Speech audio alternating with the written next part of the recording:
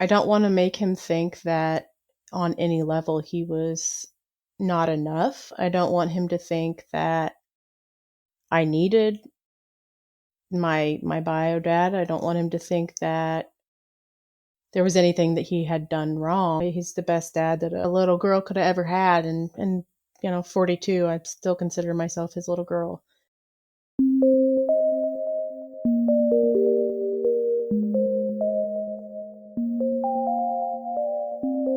Hello, you are listening to NPE Stories. This is a podcast where NPEs can share their story. I am your host, Lily, and I found out I was an NPE through an ancestry DNA test that changed my life forever. NPE is a term that stands for Not Parent Expected or Non-Paternal Event. This means that one or more of our parents are not who we believe them to be. NPE Stories is a podcast where NPEs can share their story of what their original family was like, how they found out they were an NPE, and what their journey has been like since the day they found out. And welcome to episode 230. And I'm just feeling so full of gratitude. I just had Thanksgiving with my kids and my husband and had such a wonderful 5 days off. And we are back at it, and we're here with NPE Stories. And today I have a guest on, and her name is Krissy. Hi, Krissy. Hello. Hi, how was your Thanksgiving break? It was wonderful. I had all of my children home, and we enjoyed a lot of time just relaxing and playing board games and enjoying being together. Same. We played the longest board game ever. It was 3.5 hours. Have you heard of Settlers of Catan? Actually, yes, my three children play that, and they really enjoy that game. But yes, it's very, very long. I would not recommend. I mean, I had so much fun, but after like 2 hours, like my back is hurting. Are you guys bored? Don't you want to go outside? Yes, yes, it's very time consuming, and that's why I leave that to the children instead of myself. Exactly. What board games were they playing mostly? So they did play a little bit of Catan. We did one of the Hunt a Killer series that we had just stored Ooh. away in the basement. So we did solve the mystery and find out who the murderer was. So that was quite entertaining. It did take quite a while. And we also played Nertz. I don't know if you've heard of that, but it's No. like speed solitaire. How do you spell it? I want to write this down. Nertz, Nertz. And it's basically, you could play it with any regular playing cards, just one deck per person, but it's quite fun. And if you like speed and you like challenging each other, racing against each other, it's a lot of fun. I love speed. Okay, I'm going to look up that one later. All right, so a deck per person. Got it. Well, thank you for doing this today, Krissy. And we'll go ahead and get into your story. So why don't you give us the background? Tell us who was in your family of origin and a little bit about your childhood. Sure. So I grew up in a home with both of my parents. They actually did divorce when my mom was pregnant with me, but they always lived together as husband and wife, not necessarily legally married, but just carrying on the normal things that married couples do. Also in the home, I had two older brothers. I'm the baby of the family. And then I had two half siblings that were kind of in and out of the house from my dad's first marriage. And I think it was a pretty typical childhood for a kid growing up in the 80s, 90s era. A lot of time outside until the street lights came on and hanging out with friends and playing games. And from the outside, I think it looked pretty normal. There were things that were kind of atypical. So I did have some issue with violence in the home. We did live in a pretty poverty-ridden neighborhood, even though we weren't necessarily poor. All of our neighbors were probably on welfare and maybe even using drugs. And I spent a lot of time with my grandma, who I love and adored. And we spent a lot of time in bars. And that was a very interesting experience, interesting place for a child to spend a lot of time. But that's where a lot of my memories are from my time with her. And I think that's a lot of the background that explains how I developed into the person that I am, just the childhood that I experience and the different things I was exposed to early on.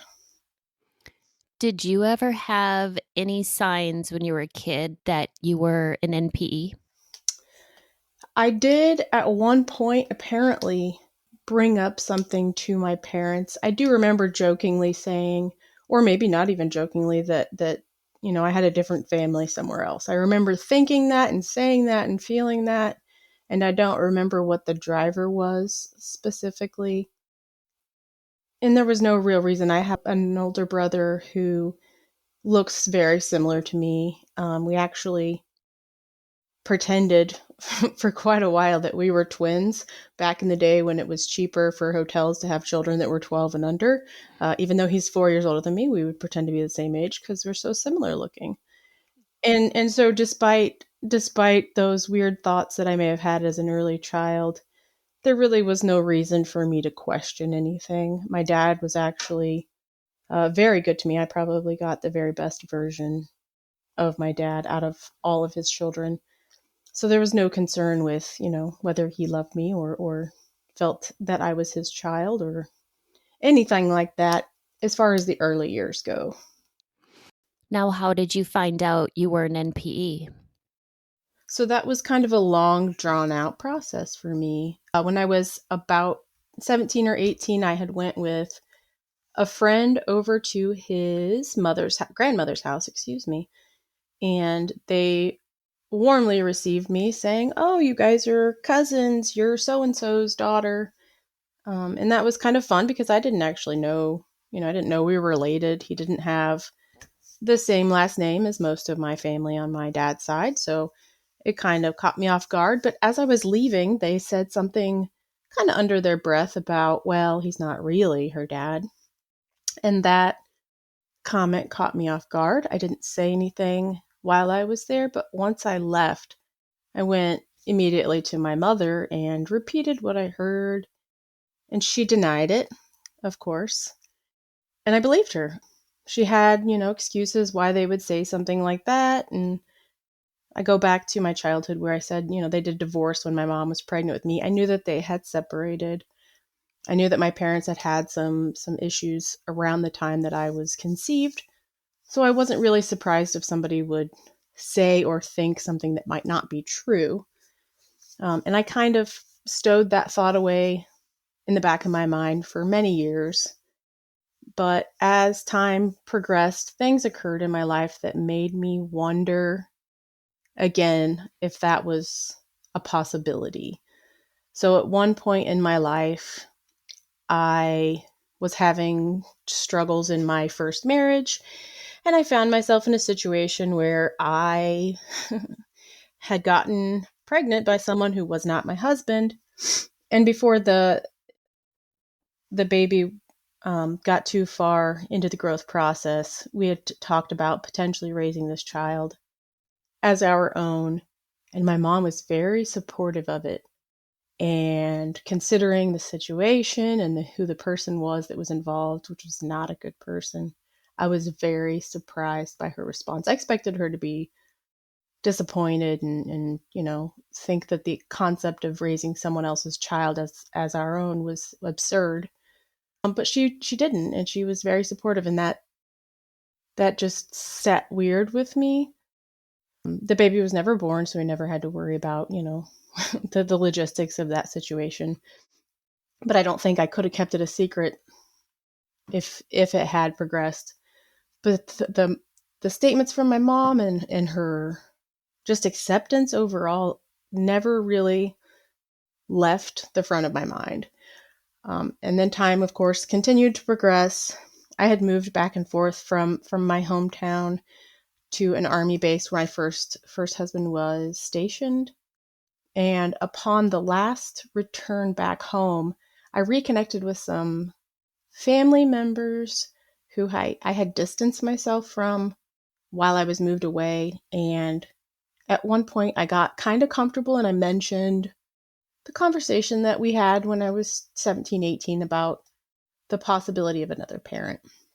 And at that time, I had two separate family members who weren't in the same room. It was completely separate conversations, but they did confirm that they too thought that that was a possibility, and they were so specific about it that they actually gave me a first name, a last name, a nickname, and some more information about the person that they suspected. I didn't know for sure how much weight I could put in their thoughts or how much truth there was to it. So I still didn't do anything about it until a few years later I got remarried.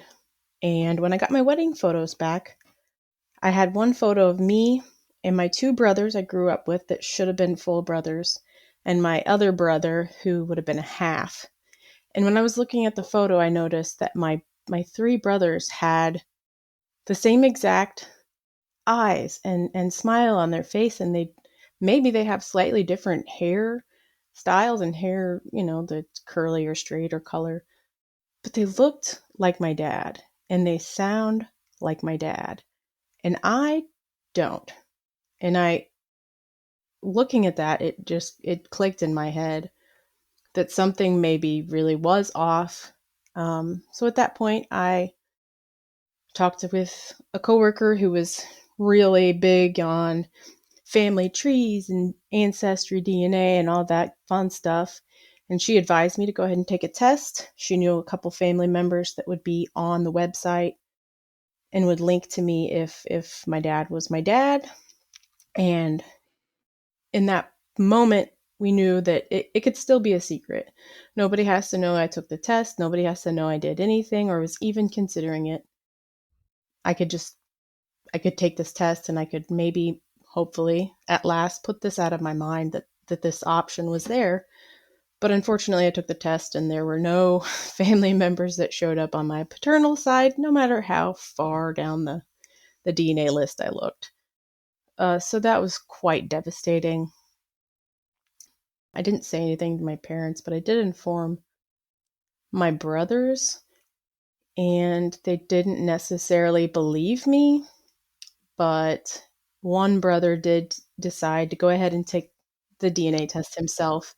I think his thoughts were that he could rule out my suspicions by doing so. But unfortunately, it actually just further confirmed that he was a half sibling instead of a full sibling, which was pretty hard pill to swallow. I was 31, 32 at the time. And so I'd lived my entire life thinking that I'm this person that I'm not, and it just didn't sit right.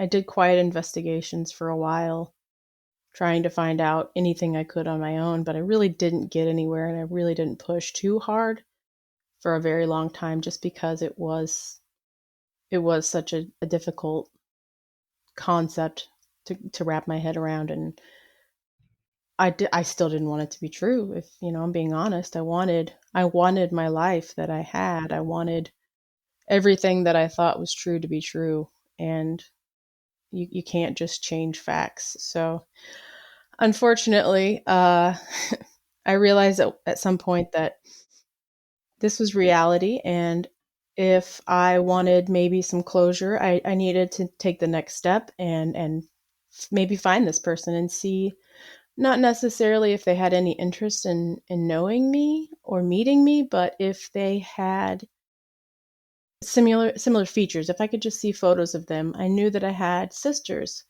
and I wanted to see if they looked like me. If I were to have a photo of the three of us, if we would look as similar as my brothers do to my dad. And so I did recruit the help of a friend who was on her own little forensic DNA learning journey, and she was able to track down my biological father. He did not submit a DNA test or anything like that. He knew. It wasn't a surprise to him. And when we did find out, he was like, if you would like to talk about this, I'm happy to talk to you, which was surprising to me. I kind of expected that I was this dirty little secret, or I think maybe part of me probably felt a lot of the unlove that you feel when maybe you're given up for adoption, or parents walk out. I kind of felt that way because why else would I have a different father and no relationship with him? So anyway, at the ripe old age of 39, I had my very first phone conversation with my biological father, and it went different than I expected. He knew everything about me, name, date of birth, middle name. That I'd been married twice. He knew everything about my brothers and my dad that raised me. And he told me about my sisters and how they had known about me and how one of them had wanted to reach out to me and had looked for me and had successfully found me online, but that they had just let me be, just because for many years on their side, he had a wife, he had his own family when I was conceived. And on his own side, his spouse was not on board with having a relationship with me. And once she passed, it kind of became more of an option in my sister's mind, but in my biological father's mind, it was still something that needed to be left alone unless or until I approached him. So several, maybe two decades of time spent on the lovely long NPE journey that I've taken. Wow, I'm just taking notes and listening to you. And just thinking about the amount of time from when you got your DNA results until you first actually spoke with him. And I know a lot of other people are in that spot right now, kind of curious, not pushing too much. It comes back up in their brain and then they put it away. Were you just kind of going on throughout your life at that time, and just when that would pop up into your head, would you just kind of push it back down, or would you talk to someone about it? Do you remember what you were doing in those years? So when it would pop back up, I would spend a little time in it, in the sense that, I would go out on the internet again, and I would throw my DNA on another website, or I would research this name that I had and see if I could find anything at all. But I'm not a very good sharer when it comes to anything emotional. So it's not something that I spoke about often. Even within my own home, it was kind of every once in a while I might mention that I was looking into it again, or I was thinking about it again, but I didn't want people to know how it was making me feel or how it was impacting my mental health specifically. So I kind of just kept it to myself, which is probably the least healthy response, but that's all I knew how to do at the time. And I honestly was just, I think, still fighting the truth. Like, I don't want that to be true. And I think that's completely normal. I think so many people are there. They don't want that to be true. It's icky to think about it and be in that place sometimes. Did you talk with your mom or your birth certificate father in those years about this? So my mom, I have only recently talked to, and I've only had, I want to say, maybe two shorter conversations with her about it. It's not that I don't have a relationship with my mom. It's just a very taboo subject, and I only brought it up because of another NP discovery that directly impacted her. My bio dad, however, I talk to I'm via text, I talk to every day.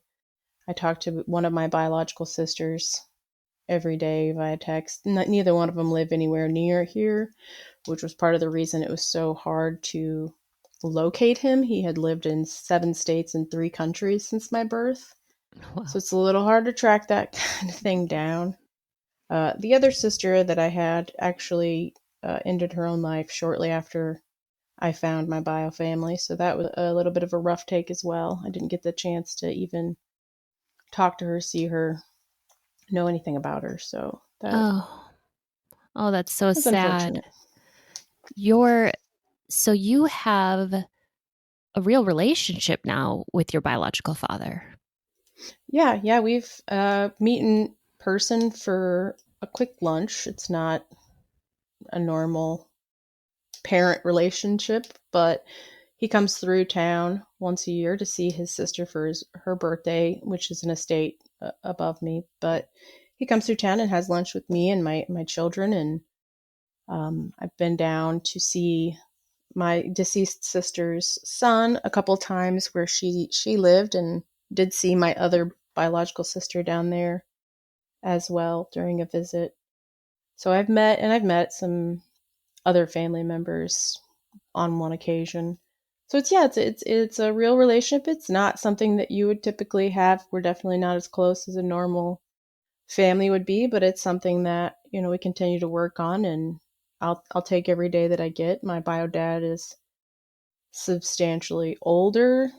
So he was 39 when I was born. So I'm the same exact age that I found him, which is ironic. But yeah, it's a work in progress. But like I said, I'm grateful for everything that I do get, and the people I do get to know at this point. And this is kind of always the awkward question, but do you know the nature of his relationship with your mom? If it was long, short, how they knew each other? So I didn't ask a whole lot of details. It From the sounds of it, maybe it was a little fling. My mom was separated from my dad that raised me at the time that they met, I believe. And he may have been separated from his wife as well. So I think they had maybe a rebound kind of relationship, but it just wasn't love, maybe. Or it's possible that, his wife came back into play, and that was the option, was to be involved or not to be involved. So it sounds like it was just a brief relationship, negative feelings from either of their sides, probably quite a few negative feelings on my raising dad's side, which is why that's not a topic that I've discussed around him, and that's not anything I ever will discuss around him. Yeah, and I understand that. I'll ask you a couple questions about that in just a minute. But going back to your biological dad, he did know at some point that your mother was pregnant with his child because, well, he kept tabs on you your whole life. Yes, yep, and I think he actually used to drive by my house when he still lived in the area, or when he would come through town, maybe just to see if he could see me. But other than that, he never communicated. I don't think that my mom had any conversations with him much after my birth. So I think she had looked for him at one point when I had health issues. Um, so I did have I guess I had an infection in the main artery of my heart when I was like 5. And so they needed to know biologically if there was anything that would impact that or be relevant in that case, but she was unable to find him at that time. So he kept tabs from afar, I guess, but nothing direct, nothing. It's not like he was communicating with my mom or anything like that. Mm-hmm. And you're raising dad. Let's talk about that. And you may have mentioned this. Did he know for sure that you weren't his, biologically speaking? Yes. Yep, it sounds like Yeah. he knew exactly how I was conceived, and I think that's probably exactly why they got divorced when my mom was pregnant with me. Are they still together? Yeah. Yep. They never got remarried, but they have lived together my entire life that I am able to recall anyway. There was some definitely very rough years in my childhood, but some things changed in the household that made it a little better, and that kind of made it through. They've got their ups and downs like most couples, but they're still running for the long game, I suppose. I don't want to put words into your mouth, but it sounds like you won't talk about this with him because you don't want to hurt him. You don't want that to affect your relationship. Is that is that accurate? Right. Yeah, I don't want to make him think that on any level he was not enough. I don't want him to think that I needed my bio dad. I don't want him to think that there was anything that he had done wrong. He's the best dad that a little girl could have ever had, and 42, I still consider myself his little girl. So he's been a phenomenal father to me. Like I said, he was a better dad to me than any of my siblings, and I'm very blessed in that. I don't ever want to lose that. And so if I can, whatever I can do to prevent that, even though sometimes it's hard to live what feels like, two different lives. I don't want to do that to him. I don't want to do that to our relationship. So as long as I can prevent that, I will. Yeah. No, I understand that. I understand that completely. And I'm sorry you have to do all this juggling and not able to share every aspect of your life, but you're not the only one doing that, unfortunately. Nope, nope. There's a whole bunch of us out there. Right? And it's unfair in a way because we had nothing to do with us being brought into this world, but yet here as adults we are managing all of these dynamics within the family. Yes, absolutely. And it's difficult on everyone, and everyone handles it differently. Not all of us go down the path where we find people.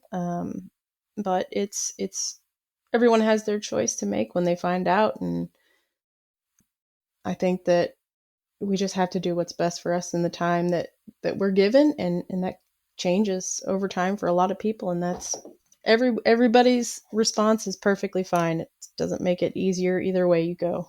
That's right. Yep, there's no one right way to do this. Do you ever talk about this with your brothers? They don't seem real interested in the topic. I do every once in a while bring it up. I think it's honestly put a little bit of a space between us that wasn't there before, just because I'm so interested in it, and I think that they would prefer that I not care, or that it not be reality, perhaps. But it's very much a part of my life. My own discovery of my NPE status has uncovered a few others in my direct family, and unfortunately I have revealed those to them, and so I think that my sharing kind of just makes the situation harder on them. So I try not to, but every once in a while it just kind of comes out. Yeah. So when you were looking at results and matches, it sounds like you found some other DNA surprises, some other NPEs in the family. Yeah, yeah. Yeah. Most of which I won't mention, but I will mention that the reason that I talked to my mom about it finally is because her situation is the same. She was raised by a man her entire life thinking he was her father, and he is not. So Wow. Wow. fun times. Does she know she's an NPE now? She does Yeah. now. Yes, Yeah. I've told her. She has a biological brother that I'm in contact with that wants to meet her, and he was really passionate about wanting to meet her, and so that's the reason that I kind of opened up that conversation with her finally, and talked a little about mine, just because I think it would be good for her. I don't know that she will. She's kind of in a similar situation where she feels like she's got the dad that she wants. She sees all of his good values, and her biological father has been deceased since, I believe, the mid '80s. So she won't get the same things that I got out of it, but she does have siblings, so I think it was worth sharing with her. Yeah. Yeah. Absolutely.